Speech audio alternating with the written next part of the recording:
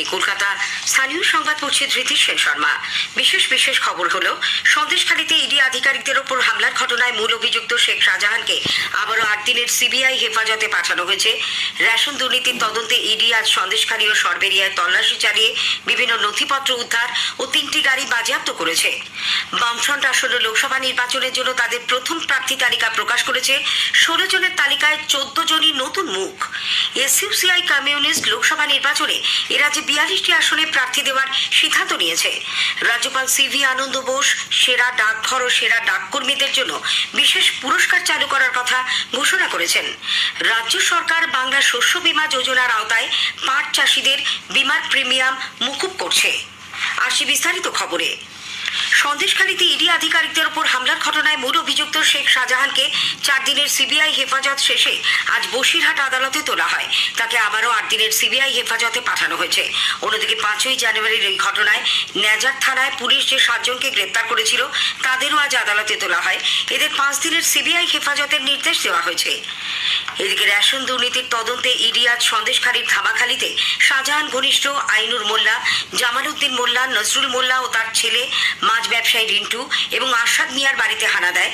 3 কোম্পানিরও বেশি কেন্দ্রীয় বাহিনী নিয়ে ঘণ্টা 3 তল্লাশি চালানোর পর নির্মাণ ব্যবসায়ী আইনুরকে নিয়ে তার পৈতৃক বাড়িতে যায় ইডির দলটি।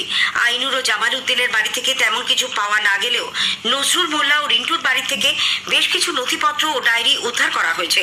সরবেরিয়ায় শাহজাহান ঘনিষ্ঠ মুসলিম শেখের বাড়িতেও যান ইডির আধিকারিকরা, কিন্তু তাকে সেখানে পাওয়া না যাওয়ায় তার বাড়ির লোকেদের কিছুক্ষণ জিজ্ঞাসাবাদ করেন। এরপর মুসলিমের গ্যারেজের চাবি খুলে সেখান থেকে ও তার সামনের দোকানেও ইডির আধিকারিকরা তল্লাশি চালান। গ্যারেজে রাখা বেশ কয়েকটি দামি গাড়ি পরীক্ষা করে দেখা হয়। এর মধ্যে শেখ শাহজাহানের 2টি ও তার ভাইয়ের 1টি গাড়ি রয়েছে। পরে সেই 3টি গাড়ি নিয়ে ইডি আধিকারিকরা কলকাতার উদ্দেশ্যে রওনা দেন। সেগুলো সিজিও কমপ্লেক্সে এনে পরীক্ষা করে দেখা হবে। বামফ্রন্ট আসন্ন লোকসভা নির্বাচনের জন্য আজ তাদের প্রথম প্রার্থী তালিকা প্রকাশ করেছে। 16 জনের এই তালিকায় 14 জনই নতুন মুখ। ফ্রন্টের চেয়ারম্যান বিমান বসু আজ এক সাংবাদিক সম্মেলনে প্রার্থী তালিকা প্রকাশ করে জানান, সিপিআইএম এর কেন্দ্রীয় কমিটির সদস্য সুজন চক্রবর্তী দমদম এবং সিপিআই এর বিপ্লব ভট্ট মেদিনীপুর আসন থেকে প্রতিদ্বন্দ্বিতা করবেন। এরা ছাড়া বাকিরা আগে কেউ লোকসভা নির্বাচনে প্রার্থী হননি। যাদবপুর লোকসভা আসনে সিপিআইএম এর রাজ্য কমিটির সদস্য এসএফআই এর প্রাক্তন রাজ্য সম্পাদক সৃজন ভট্টাচার্য, কলকাতা দক্ষিণে ওই দলেরই সায়রা শাহ আলিম, শ্রীরামপুরে দীপশিতা ধর, হাওড়ায় সবুসাচী চট্টোপাধ্যায়, আসানসোলে জাহানারা খান, তমলুকে সায়ন বন্দ্যোপাধ্যায় ও কৃষ্ণনগরে এসএম সাদি প্রার্থী হচ্ছেন। কোচবিহার সংরক্ষিত আসনে ফরওয়ার্ড ব্লকের নীতিশ চন্দ্র রায়, বালুরঘাটে আরএসপির জয়দেব সিদ্ধান্ত ও জলপাইগুড়ি সংরক্ষিত আসনে সিপিআইএম এর দেবরাজ বর্মন, বিষ্ণুপুর সংরক্ষিত আসনে ওই দলেরই শীতল কৈবর্ত, বাঁকুড়ায় নীলাঞ্জন দাশগুপ্ত, হুগলিতে মনোদীপ ঘোষ এবং বর্ধমান পূর্ব সংরক্ষিত আসনের জন্য নীরব খানের নাম ঘোষণা করা হয়েছে। কংগ্রেসের সঙ্গে জোট করা নিয়ে সাংবাদিকদের প্রশ্নের উত্তরে বিমানবাবু বলেন, জোট কোনোদিনও ছিল না, জোট হয় না, বোঝাপড়া হয়, আসন সমঝোতা হয়, সিট অ্যাডজাস্টমেন্ট যাকে বলে। All time we are going for seat adjustment, not that we are going to form another front more than a left front. অন্যদিকে প্রদেশ কংগ্রেস সভাপতি অধীর রঞ্জন চৌধুরী বলেছেন, বামেদের সঙ্গে প্রার্থী তালিকা নিয়ে কোনো আলোচনা হয়নি। 2-4 দিনের মধ্যে এ ব্যাপারে সিদ্ধান্ত নেওয়া হবে। আমাদের লোকের সঙ্গে বলছে না, তারা বলছে, কিন্তু ফরমালি আমার সঙ্গে কোনো আলোচনা হয়নি বা এআইসির সঙ্গে আমাদের কোনো আলোচনা হয়নি। আন্ডারস্ট্যান্ডিং এর ব্যাপার, ওরা মনে করছে যে এইগুলোতে ওরা লড়তে পারবে, এখানটাই আমরা এগোলাম, আমরা মনে করলাম আমরা এখানে লড়তে পারবো, সেখানটায় আমরা দিলাম। তাতে ওরা মনে করে যে আমরা আমাদের বিরুদ্ধে ক্যান্ডিডেট দেবো না। আমরা দেখলাম যে যদি বিজেপি টিএমসি কে আলাদা করে ওরা, আমরা হয়তো দিলাম না, এরকম হতে পারে। এরকম অ্যাডজাস্টমেন্ট যাকে বলে। এসইউসিআই কমিউনিস্ট আসন্ন লোকসভা নির্বাচনে এ রাজ্যে 42টি আসনে প্রার্থী দেওয়ার সিদ্ধান্ত নিয়েছে। দলের সাধারণ সম্পাদক প্রভাস ঘোষ কলকাতা প্রেস ক্লাবে আজ এক সাংবাদিক বৈঠকে প্রার্থী তালিকা প্রকাশ করেন। সারা দেশে 19টি রাজ্য, 3টি কেন্দ্রশাসিত অঞ্চল মিলিয়ে 151টি আসনে তারা প্রতিদ্বন্দ্বিতা করবেন বলেও প্রভাস বাবু জানান। অবাধ ও সুষ্ঠু ভোট গ্রহণের পক্ষে জোরালো সওয়াল করে তিনি বলেন, আমাদের দল সেই লক্ষ্য নিয়ে জনগণের গণতান্ত্রিক আন্দোলন সংগঠিত হয়ে যাচ্ছে। আমরা নির্বাচনে লড়ছি জনগণের কাছে আমাদের এই বৈপ্লবিক রাজনৈতিক বক্তব্য উপস্থিত করা। এদিকে যাদবপুরের তৃণমূল কংগ্রেস প্রার্থী সায়নী ঘোষ আজ তাঁর কেন্দ্রে জনসংযোগ সারেন। সেখানকার মানুষজনের সঙ্গে কথা বলার পাশাপাশি মমতা ব্যানার্জির নেতৃত্বে রাজ্যের উন্নয়নের কথা তুলে ধরেন তিনি। লোকসভা নির্বাচনে তৃণমূল কংগ্রেস প্রার্থী হতে না পারায় অসন্তুষ্ট অর্জুন সিং আবার বিজেপিতেই যাচ্ছেন।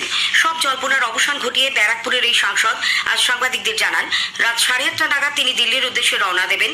আগামীকাল সেখানেই যোগ দেবেন ভারতীয় জনতা পার্টিতে। 2021 রাজ্য বিধানসভা নির্বাচনে বিজেপির স্বপ্ন ভঙ্গ হলেও তারা তা মেনে নিতে পারছে না বলে মন্ত্রী শশী পাঁজা মন্তব্য করেছেন। কলকাতায় আজ এক সাংবাদিক বৈঠকে তিনি বলেন, বিজেপি সবসময় ধর্মীয় মেরুকরণ, বিভাজন ও জাতি বর্ণ ভাষা নিয়ে রাজনীতি করছে। যুক্তরাষ্ট্রীয় কাঠামোও মানছে না। কৃষক ও প্রান্তিক মানুষের সমস্যার দিকে না তাকিয়েই বিজেপি উন্নয়নের কথা বলছে বলে তার দাবি। ভোট কর্মীদের ব্যক্তিগত তথ্য যাতে আর কোনোভাবেই বাইরে প্রকাশ না হয় সে ব্যাপারে রাজ্যের মুখ্য নির্বাচনী আধিকারিকের দপ্তর আশ্বাস দিয়েছে। শিক্ষানুরাগ ও ঐক্য মঞ্চের সাধারণ সম্পাদক কিঙ্কর অধিকারী আজ সাংবাদিকদের কথা জানান। তিনি বলেন, সম্প্রতি বাঁকুড়ায় এ ধরনের একটি ঘটনার প্রেক্ষিতে তারা আজ মুখ্য নির্বাচনী আধিকারিকের দপ্তরের সামনে বিক্ষোভ কর্মসূচি গ্রহণ করেন। মুখ্য নির্বাচনী আধিকারিক আরিজ আফতাবের অসুস্থতার দরুন অতিরিক্ত মুখ্য নির্বাচনী আধিকারিক বিজিত ধরের কাছে দাবি দাওয়া সম্বলিত স্মারকলিপি পেশ করা হয়। তিনি রাজ্য পুলিশের সঙ্গে সমন্বয় রেখে কেন্দ্রীয় বাহিনীর যথাযথ দায়িত্ব পালন সহ বিভিন্ন দাবি পূরণের প্রতিশ্রুতি দিয়েছেন বলে কিঙ্করবাবু উল্লেখ করেন। স্থানীয় সংবাদ শুনছেন আকাশবাণী কলকাতা কেন্দ্র থেকে। এখন বিজ্ঞাপন, পরে রয়েছে বাকি খবর। বাহ, এই আংটিটা খুব সুন্দর, আমার স্ত্রীর খুব পছন্দও হবে। হ্যাঁ স্যার, আপনার পছন্দটা খুব ভালো আর ডিজাইনটাও একেবারে নতুন। ডিজাইনটা নতুন, কিন্তু সোনাটা খাঁটি কিনা তার প্রমাণ কোথায় পাবো? একজন সচেতন গ্রাহক হয়ে উঠুন। আজই ডাউনলোড করুন BIS কেয়ার অ্যাপ। সোনা কেনার আগে BIS কেয়ার অ্যাপে HUID কোড অবশ্যই যাচাই করে নিন।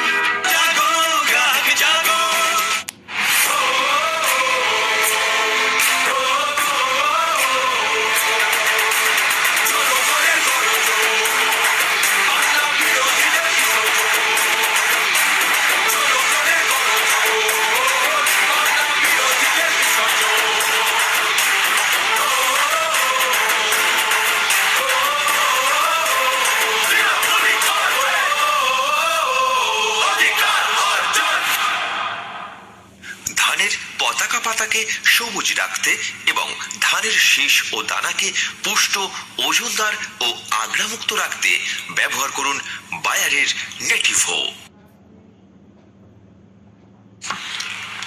রাষ্ট্রপতি দ্রৌপদী মুর্মু জ্ঞানেশ কুমার ও ডক্টর সুখবিন্দর সিং সান্ধুকে নতুন নির্বাচন কমিশনার হিসেবে নিয়োগ করেছেন। এর ফলে মুখ্য নির্বাচন কমিশনার রাজীব কুমার ছাড়াও আরো দুজন নির্বাচন কমিশনার হিসেবে তাদের দায়িত্ব পালন করবেন। রাজ্যপাল CV আনন্দ বোস সেরা ডাকঘর ও সেরা ডাককর্মীদের জন্য বিশেষ পুরস্কার চালু করার কথা ঘোষণা করেছেন। কলকাতা GPOর 250 বছর পূর্তি উপলক্ষে আজ সেখানে এক অনুষ্ঠানে রাজ্যপাল বলেন, ডাক বিভাগের প্রাক্তন কর্মী তার মায়ের স্মৃতিতে পদ্মা নামে এই বিশেষ পুরস্কার দেওয়া হবে। পুরস্কার বাবদ পশ্চিমবঙ্গ অঞ্চলের সেরা ডাকঘরকে 1 লক্ষ টাকা ও মানপত্র এবং 10 জন সেরা ডাককর্মীকে 10 লক্ষ টাকা করে দেওয়ার কথা ঘোষণা করেন তিনি। I am going to have a special postal museum within the Rajbhavan to commemorate the humble connects of my mother with the great event. I would like to institute 10 awards, Padma Awards. My mother's name was Padmavati, that's why Padma, not Padma Shri. The first best post office in this region will be given an award of excellence of 1 lakh rupees certificate and a plaque. You can decide which is that. Then 10 awards, Governor's Excellence Awards in the Padma Award series. রাজ্যের প্রাক্তন মন্ত্রী কলকাতার mayor প্রয়াত সুব্রত মুখোপাধ্যায়ের স্মৃতিতে কলকাতা পুরসভার 68 নম্বর ওয়ার্ডের একডালিয়া পার্কে তার আবক্ষ মূর্তির আজ উন্মোচন করেন মুখ্যমন্ত্রী মমতা ব্যানার্জি। প্রয়াত মন্ত্রীর জন্মদিনে এই উপলক্ষে আয়োজিত এক অনুষ্ঠানে তার স্মৃতিচারণ করতে গিয়ে মুখ্যমন্ত্রী আবেগপ্রবণ হয়ে পড়েন। রাজ্য সরকার বাংলা শস্য বীমা যোজনার আওতায় পাট চাষিদের বীমার প্রিমিয়াম মকুব করার কথা ঘোষণা করেছে। রাজ্য জুড়ে আজ কৃষক দিবস পালন করা হচ্ছে। এই উপলক্ষে 20 লক্ষ পাট চাষির সুবিধার জন্য কৃষি দপ্তরের পক্ষ থেকে জানানো হয়েছে, এই বীমার জন্য তাদের কোনো টাকা খরচ করতে হবে না। রাজ্য সরকারি প্রিমিয়ামের খরচ বহন করবে। সংশোধিত বাজেট বরাদ্দের অব্যবহৃত টাকা দ্রুত খরচ করতে রাজ্যের পূর্ত দপ্তর জেলাগুলিকে কঠোর নির্দেশ দিয়েছে। বিশেষ করে কেন্দ্রের বিশেষ সহায়তা তহবিল, কেন্দ্রীয় সড়ক পরিকাঠামো তহবিল এবং RIDF খাতের টাকা যুদ্ধকালীন তৎপরতায় খরচ করতে বলা হয়েছে। শেষ করার আগে স্থানীয় সংবাদের বিশেষ কিছু অংশ আরও একবার। সন্দেশখালীতে ইডি আধিকারিকদের ওপর হামলার ঘটনায় মূল অভিযুক্ত শেখ শাহজাহানকে আজ আবারও 8 দিনের সিবিআই হেফাজতে পাঠানো হয়েছে। বামফ্রন্ট লোকসভা নির্বাচনের জন্য তাদের প্রথম প্রার্থী তালিকা প্রকাশ করেছে। রাষ্ট্রপতি জ্ঞানেশ কুমার ও ডক্টর সুখবিন্দর সিং সাধুকে নতুন নির্বাচন কমিশনার হিসেবে নিয়োগ করেছেন। স্থানীয় সংবাদ শেষ হলো।